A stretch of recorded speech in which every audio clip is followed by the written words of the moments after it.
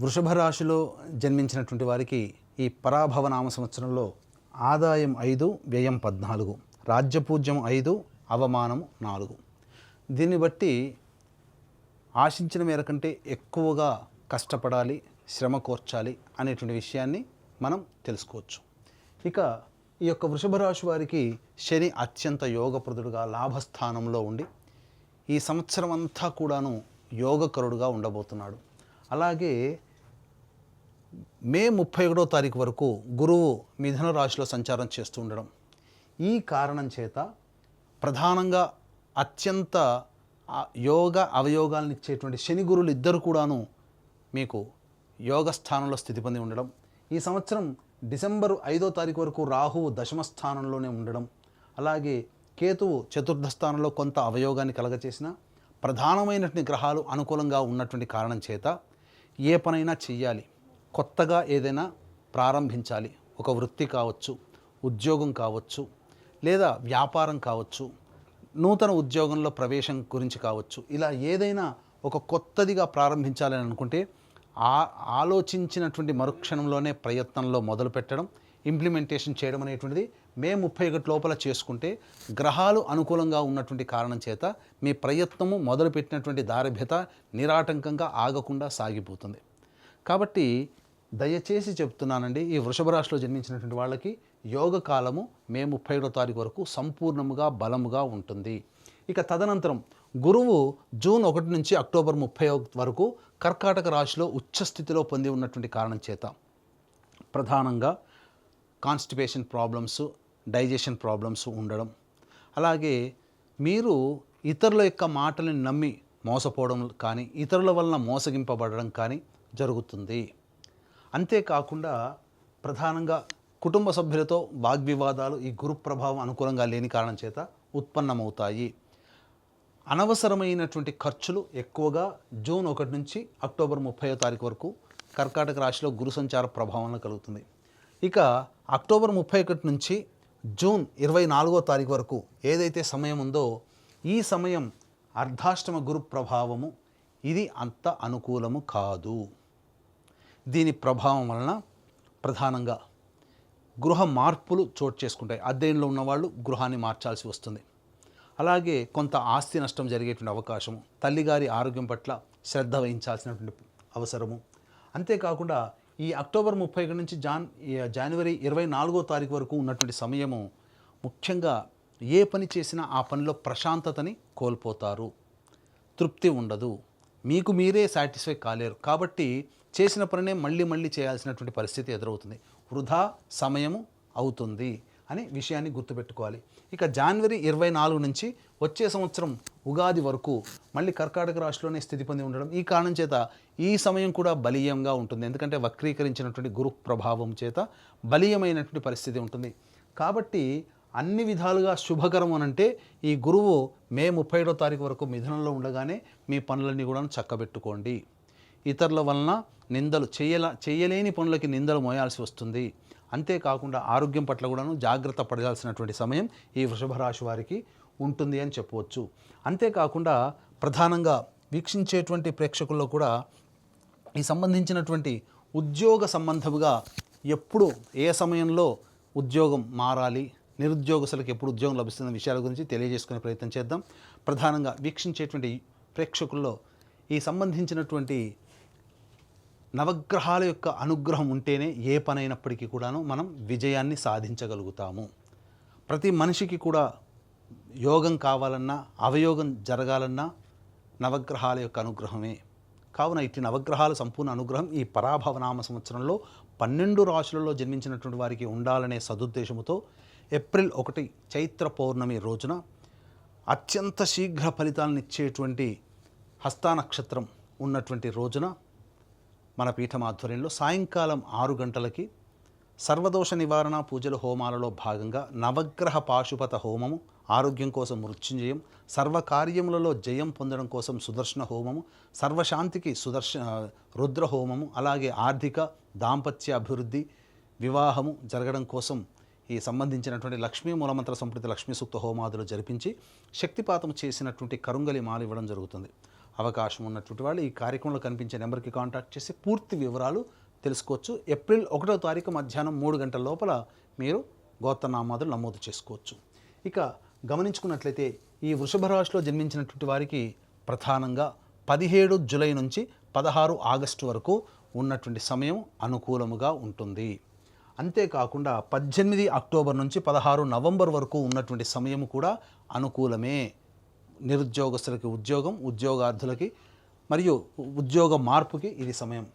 ఇక ప్రధానంగా గమనించుకున్నట్లయితే 13 ఫిబ్రవరి నుంచి 13 ఏప్రిల్ వరకు కూడా ఈ సంబంధించినటువంటిది మీకు అనుకూలముగా ఉండేటువంటి సమయము.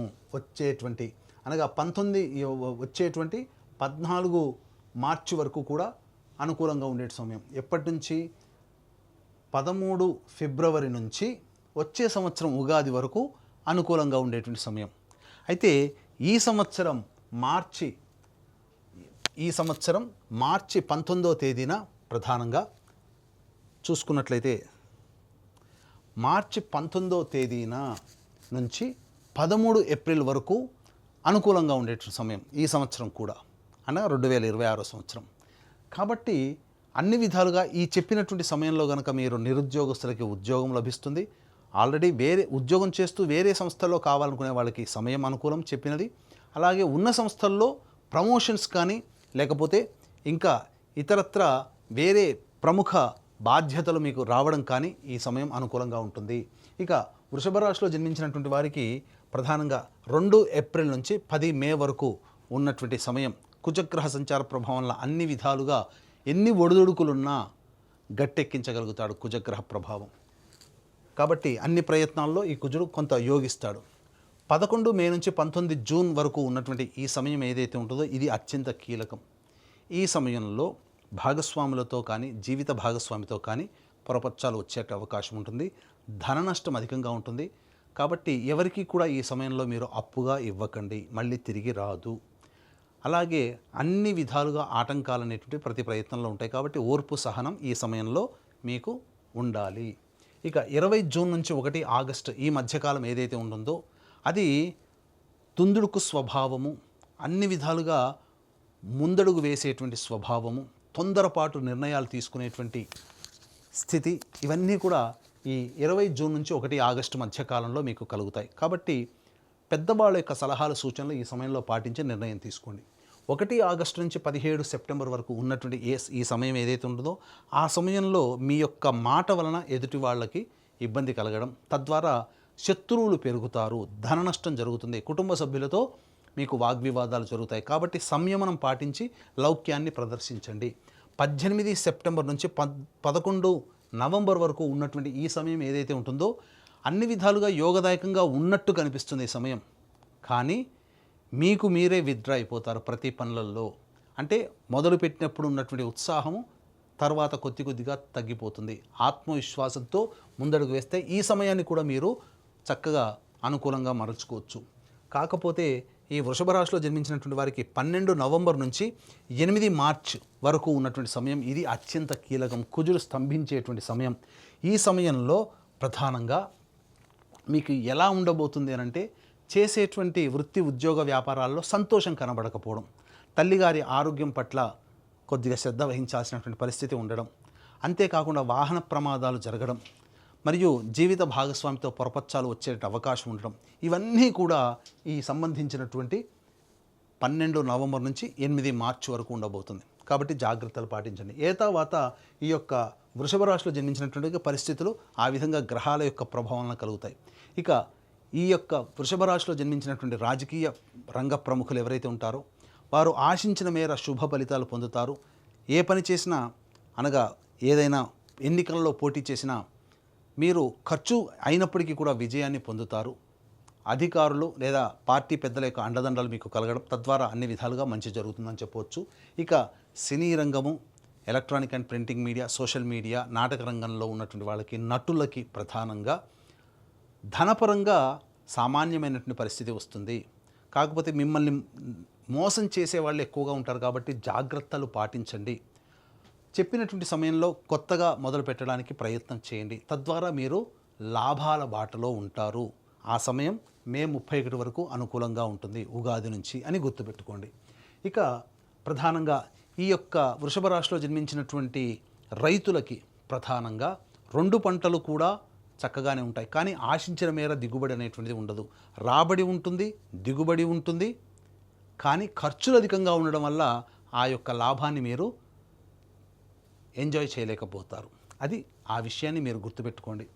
ఇక పాత పంటల జోలికి వెళ్ళండి, కొత్త పంటల జోలికి మాత్రము వెళ్ళబోకండి. క్రీడాకారులకి ప్రధానంగా ప్రోత్సాహం లేకపోవడం వల్లనే ఇబ్బందులు ఎదుర్కొంటారు ఈ వృషభ రాశిలో జన్మించినటువంటి వారు. అది గుర్తుపెట్టుకోండి. ఇక ఏ వృత్తి రంగ వ్యాపార రంగంలో ఉన్నటువంటి వాళ్ళకైనా మే 31 వరకు అనుకూలంగా ఉన్నటువంటి ఈ కారణం చేత ప్రధానంగా మీరు అన్ని విధాలుగా వ్యాపార విస్తరణ కానీ ఉద్యోగ వృత్తి విస్తరణ కానీ ఈ సమయంలో చేసుకోండి. మిగతా సమయంలో మీరు ఉన్నదాంతోనే కొనసాగించుకునే ప్రయత్నం చేస్తేనే మీరు నష్టపోకుండా ఈ సంవత్సరం వచ్చినటువంటి దాంతో తృప్తి పడగలిగే మనస్సు ఉంటేనే అన్ని విధాలుగా సంతోషంగా ఉండగలుగుతారనేటువంటి విషయాన్ని గమనించుకోవాలి. ఇక ఈ రాశిలో జన్మించినటువంటి వారికి వివాహము అనేటువంటిది నిశ్చయం అవుతుంది. ప్రధానంగా ఈ వివాహము జరగడం తద్వారా కొత్త జీవితంలోకి అడుగుపెట్టడం అనేటువంటిది ఆ కళ అనేటువంటిది నెరవేరుతుంది. అంతేకాకుండా ఈ సంబంధించినటువంటి వృషభ రాశిలో జన్మించినటువంటి వారికి సత్సంతాన ప్రాప్తి అనేటువంటిది కలగబోతుంది. తద్వారా అన్ని రకాలైనటువంటి ఇబ్బందుల నుంచి మీరు బయటపడతారు. కాకపోతే ఆపరేషన్ ద్వారానే సంతానం కలుగుతుందనే విషయాన్ని గమనించుకోవాలి. ఇక ప్రధానంగా ఈ రాశిలో జన్మించినటువంటి స్త్రీలకి గురుబలం ఉండడం, అలాగే శని కూడా అనుకూలంగా ఉండడం, రాహుకేతుల యొక్క సమస్య ప్రభావం వలన అనారోగ్య సమస్యలు రావడము, కుజుని యొక్క సంచార ప్రభావం కొన్ని సమయాల్లో బాగోలేని కారణం చేత ఆ సమయంలో జీవిత భాగస్వామితో కానీ లేదా వ్యాపార భాగస్వామితో కానీ మనస్పర్ధలు రావడము అనేటువంటి జరుగుతాయి.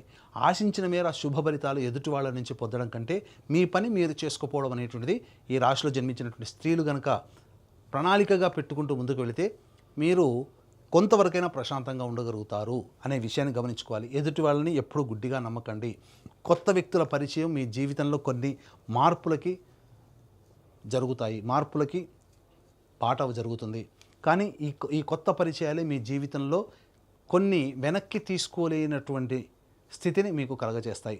అప్పుడు ఆ విధంగా మనం చేయకుండా ఉండాల్సింది కాబోలు అనే పరిస్థితికి వస్తుంది. కాబట్టి జాగ్రత్తగా ఆలోచించి కొత్త వ్యక్తులతో పరిచయం అయినప్పుడు మీరు నిర్ణయం తీసుకోండి. ఇక మీకు సంబంధించినటువంటిది ధన నష్టము జరగబోతుంది. కుటుంబంలో మీ యొక్క ఆస్తిగా భావించబడేటువంటి వస్తువులు కావచ్చు, ఇతరత్ర ఏవైనా కానీ స్థిరాస్తులు లేదా చరాస్తులు మీ నుంచి దూరమయ్యే అవకాశం ఉంది. కాబట్టి జాగ్రత్త పడండి ఈ రాశిలో జన్మించినటువంటి స్త్రీలను చెప్పవచ్చు. తర్వాత ఈ యొక్క వృషభ రాశిలో జన్మించినటువంటి వాళ్ళు ప్రధానంగా సమస్యల పరిష్కారం కోసం ప్రతిరోజు కూడాను దత్తాష్టకం, సూర్యుడికి నమస్కారం, సూర్యాష్టకం 6 సార్లు పారాయణం చేయడం ఇలాంటివి చేసుకోగలిగితే అన్ని విధాలుగా బాగుంటుంది. ముఖ్యంగా ఈ రాశిలో జన్మించినటువంటి వాళ్ళకి విదేశీ యానం చాలా అనుకూలంగా ఉండబోతుంది. విదేశీ విద్య మీకు అనుకూలంగా ఉంటుంది. అలాగే విదేశాలకి వెళ్ళాలి, వీసా రావాలి అని కోరుకునే వాళ్ళకి తప్పకుండా వీసా లభించి తీరుతుంది. అనగా ఎప్పటి నుంచి? జూన్ 1వ తారీఖు నుంచి అక్టోబర్ 30వ తారీఖు మధ్య ఉన్నటువంటి కాలము వీసా శాంక్షన్ అవుతుంది, సందేహమే లేదు.